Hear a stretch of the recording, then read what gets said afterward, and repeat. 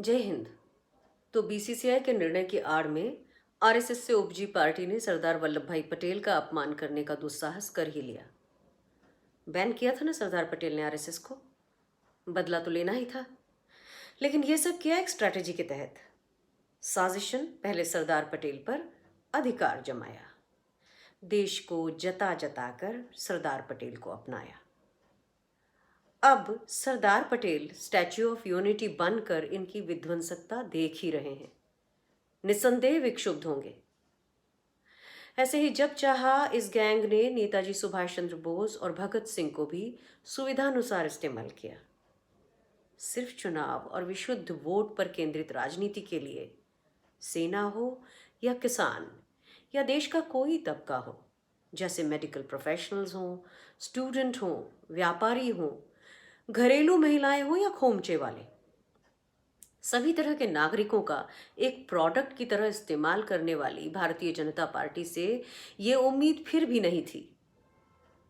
शुरुआत में तो लगातार पिछली सरकारों की आलोचना का हथकंडा अपनाकर लोगों को एक अलग चश्मा पहना दिया और फिर पहले से परोसी हुई थाली में तड़का लगाकर खुद को पारंगत रसोइया साबित करने की कोशिशों पर पूरे मीडिया को झोंक दिया। और अभी तो सभी सरकारी एजेंसियां भी इनके अंगूठे के नीचे हैं। लेकिन याद रखिएगा कि इस काल में अंजाम दिए गए इनके हजारों हजार कारनामों का लेखा जोखा जब कभी जनता के सामने आएगा, वो भी अद्वितीय भ्रष्टाचारों की एक अद्वितीय कथा ही होगी। सरदार पटेल के अपमान पर ही रहते हैं।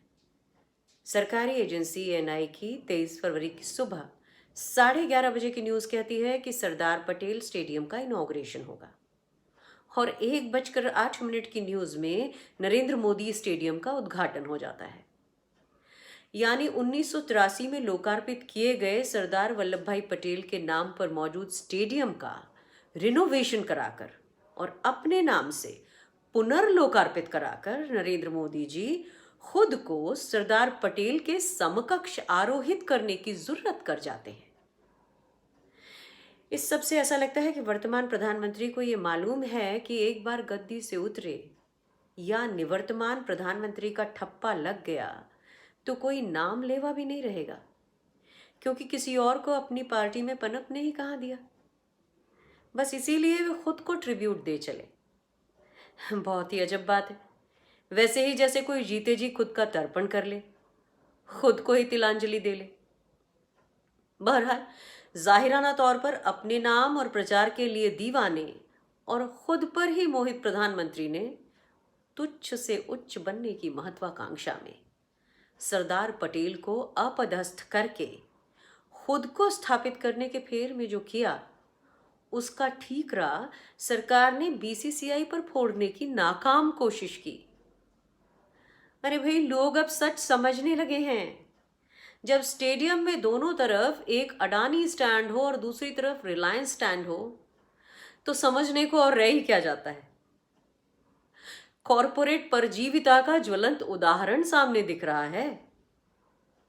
क्या अब भी आप किसान आंदोलन को दोष देंगे?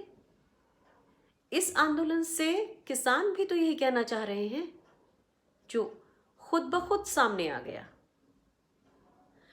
अहंकार जीवियों द्वारा देश की धरोहरों का, अपने महापुरुषों का किया गया अपमान देश कभी नहीं भूलेगा। और हां, अब विकल्प पूछना बंद करें और सत्तासीनों की असल नीयत परखना भी शुरू करें। लोकतंत्र रहेगा तो विकल्प भी मिल ही जाएंगे। जय हिंद।